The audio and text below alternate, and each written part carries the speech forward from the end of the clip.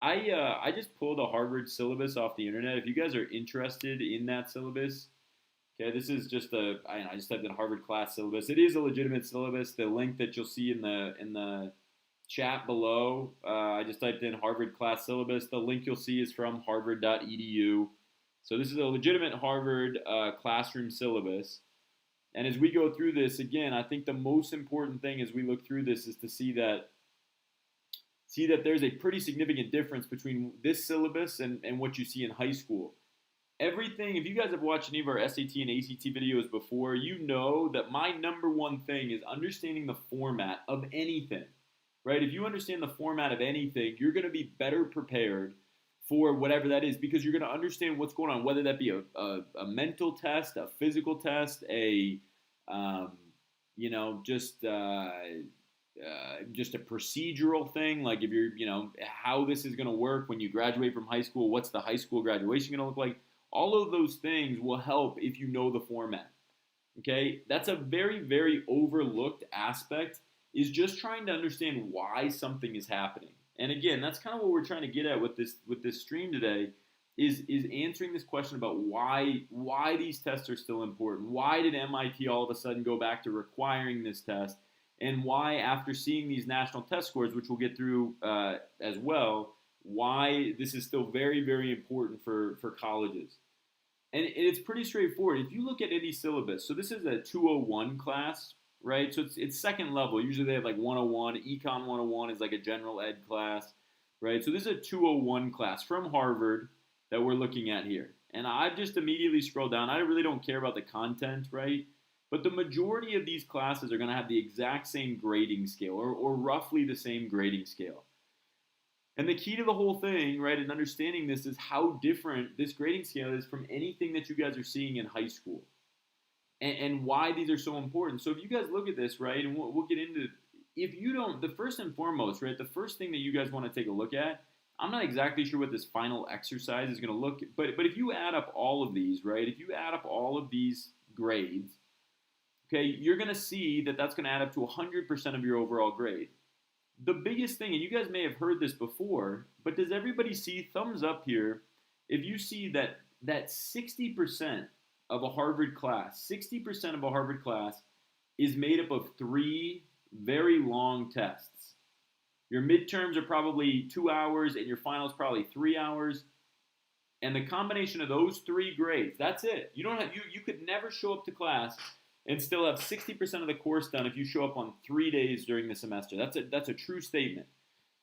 And what you'll know, if you want to compare this, right, and again, understanding the format, thumbs up, guys, if that makes sense, right? If you want to compare the format, isn't it true that you can take an AP test without taking the class? AP test without the class, isn't that true? It is true, right? You can take an AP test without taking the class. Now, obviously, that works for very, very, very few people, so don't come away with this thinking that that's going to be a good idea. But you can technically. As I look more into this, guys, and as I think about this more, and having done this for now as long as I have, one of the things that I've started to realize is there seems to be a very distinct reason, and it's not surprising, right? Harvard isn't just deciding to do something just to do it, right? Or MIT or any of these incredible schools. There's a reason for why they're doing something. And as I think about it, this is very comparable to taking the AP exam if you didn't take the class, right? Because did you know that on the AP, like AP physics exam, if you take the AP physics test, and this is by the way, the course that we're looking at here is a data science class it's a political science, data science class, you're looking at polling, so it's a statistics class in some ways as well. But if you take an AP physics test, did you guys know that you really only have to get 60% of the questions? You know that? You only have to get 60% of questions correct on the AP physics exam to score a 5, roughly speaking. It might be a little bit higher or lower than that, but I think it's a 60%, right around that number. Thumbs up, guys. How many of you guys knew that? If you take the AP physics test, it's graded on a scale that would reflect that you only have to get 60% of the questions right to get a 5 to essentially pass the class, pass the test with flying colors, right? With a huge above average score. Well, isn't that then pretty reflective in the idea that 60% of your grade in a college class is related to these tests? And we're going to expand upon that in a second, but that's pretty crazy. So that's 60%. But what you'll notice is that 10% of the class is problem sets. And if you read just below this, problem sets, 10%, will be assigned almost every week. This is a Harvard course, right, guys? We're breaking down the syllabus. For those who are just joining us, we're breaking down the syllabus for a Harvard class. You should plan to spend 6 to 8 hours per week on each problem set. So that's roughly an hour a day. That's pretty intense homework. And to a certain extent, it looks like you're going to be graded on certainly somewhat of a participation grade, right? You can still get a check minus, which sounds like you just didn't really do that much work. But again, it's beyond participation. So that means that the problem sets are beyond participation. And I don't know what this final exercise is, but I'm going to guess that it has something to do pretty significantly with being in class, right, and actually doing work. But if anything else, even if we don't take the final exercise, but I think we can, right, 85% of your grade, 85% is test, right, or test-like. I'd write that down at Harvard, right, what's the word, not test optional, test similar maybe, right, using a term, test similar.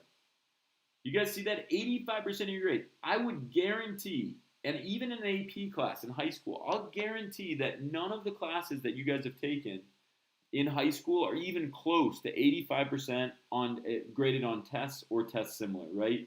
A very significant portion of a high school class, let's say it's maybe instead of 85%, right, this number might be closer to like 55% on tests. That's probably more like it for high school. Does everybody see the difference, the massive difference, right, between those two? 55% of your grade in high school is on testing, and 85% of your grade is on testing in college, right, or some testing equivalent. Testing equivalent is the word that I was looking for there, guys. Testing equivalent. That's crazy, though, right? That means that you have to change your methods 30%, right? 30% from high school to college in order to be, generally prepared for what that college class is going to give you. And again, when I think about this and trying to give you guys all some more perspective on this, the reason until colleges remove testing from the vast majority of their majors, and trust me, they're not going to do that. These ACT and SAT tests, particularly at high-level colleges or where scholarship opportunities are involved, or within a specific program like an engineering program, these tests are going to continue to be very, very, very important, right? The ACT and the SAT, they're going to be very important for college admissions. And if you haven't seen our college admission or our college video yet, I'll post that in the chat. But we talked a lot about MIT and why they're going back to this test requirement. College admissions and MIT test requirement. And part of the reason for that is because